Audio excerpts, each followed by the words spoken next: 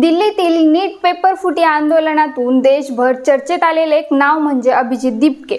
विद्यार्थ्यांच्या प्रश्नांवर उभं राहिलेलं हे आंदोलन केवळ शिक्षण मंत्र्यांच्या राजीनाम्यापर्यंतच पोहोचलं नाही, तर त्यामध्ये भाजप, पंतप्रधान नरेंद्र मोदी आणि केंद्रीय गृहमंत्री अमित शहा यांच्यावरही सातत्याने टीका करण्यात आली।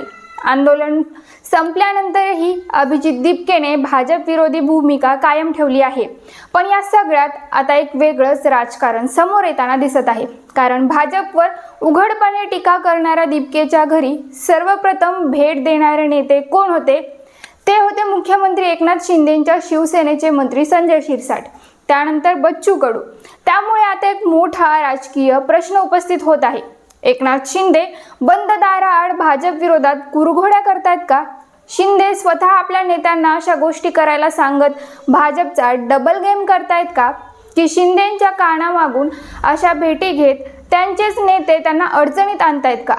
हा केवळ योगायोग आहे की यामागे काही मोठं राजकीय गणित आहे? जाणून घेऊया सविस्तर या व्हिडिओत। नमस्कार, मी श्वेता, तुम्ही पाहताय आझाद मराठी।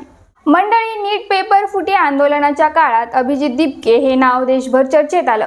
या आंदोलनात केंद्रीय शिक्षण मंत्री धर्मेंद्र प्रधान यांच्या राजीनाम्याची मागणी करण्यात आली आणि अखेर त्यांचा राजीनामा झाला।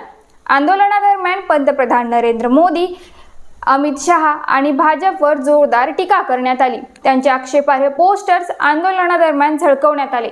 अभिजित दीपकेनेही शेवटपर्यंत भाजप विरोधी भूमिका घेतली। अगदी धर्मेंद्र प्रधानांचा राजीनामा झाल्यानंतरही अभिजित दीपके भाजप आणि खास करून मोदींवर टीका करताना दिसतोय। अलीकडे दीपकेने मोदींना देशाच्या भविष्यापेक्षा स्वतःच्या प्रतिमेची जास्त काळजी आहे, देशाच्या भविष्यापेक्षा मोदींची त्वचा अधिक उजळ आहे, अशा शब्दात टीका केली आहे। तसेच भाजपकडून आपल्याला धमक्या येत असल्याचे दीपकेने माध्यमांशी बोलताना सांगितले आहे। त्यामुळे अभिजित दीपके हा भाजप विरोधी भूमिका घेणारा चेहरा म्हणून समोर आलाय। अशा परिस्थितीत सर्वप्रथम मंत्री संजय शिरसाट यांनी दीपकेच्या घरी जाऊन त्याच्या कुटुंबियांची भेट घेतली। या भेटीमुळे राजकीय चर्चांना सुरुवात झाली, कारण शिरसाट हे उपमुख्यमंत्री एकनाथ शिंदेंचे विश्वासू मंत्री मानले जातात। भाजपवर सातत्याने टीका करणाऱ्या आंदोलनाच्या प्रमुख चेहऱ्याला भेटण्यासाठी त्यांनी पुढाकार का घेतला, हा प्रश्न उपस्थित झाला। यानंतर संजय शिरसाट यांनी भेटीचं स्पष्टीकरण दिलं। त्यांनी सांगितलं की ही भेट पूर्णपणे वैयक्तिक होती। अभिजित दीपकेशी त्यांचे कौटुंबिक संबंध असून लहानपणापासूनच त्यांची ओळख आहे। आंदोलनानंतर त्यांच्या कुटुंबाची विचारपूस करण्यासाठी आपण गेलो होतो, असा दावा त्यांनी केला। पण त्याच वेळी त्यांनी आणखी एक महत्त्वाचं विधान केलं। अभिजित दीपके किंवा त्याच्या कुटुंबाचा राजकारणाशी काही संबंध नाही। काही लोक त्यांना जबरदस्तीने राजकारणात आणण्याचा प्रयत्न करत आहेत। अभिजितने आता नोकरी करावी आणि शांत आयुष्य जगावं, अशी त्याच्या आई-वडिलांची इच्छा असल्याचंही त्यांनी सांगितलं। शिरसाट यांच्या या भेटीची चर्चा सुरू असतानाच दुसऱ्याच दिवशी आमदार बच्चू कडू यांनीही अभिजित दीपकेच्या घरी भेट दिली। त्यांनी ही भेट राजकीय नसून एका आंदोलकाची दुसऱ्या आंदोलकाला दिलेली भेट असल्याचं सांगितलं। विद्यार्थ्यांच्या प्रश्नासाठी लढणाऱ्या तरुणाचं अभिनंदन करण्यासाठी आलो असल्याचं त्यांनी स्पष्ट केलं। सरकारला प्रश्न विचारणं चुकीचं नाही आणि विद्यार्थी किंवा शेतकऱ्यांसाठी लढणाऱ्यांना पाठीशी उभं राहणं आवश्यक असल्याचंही त्यांनी सांगितलं।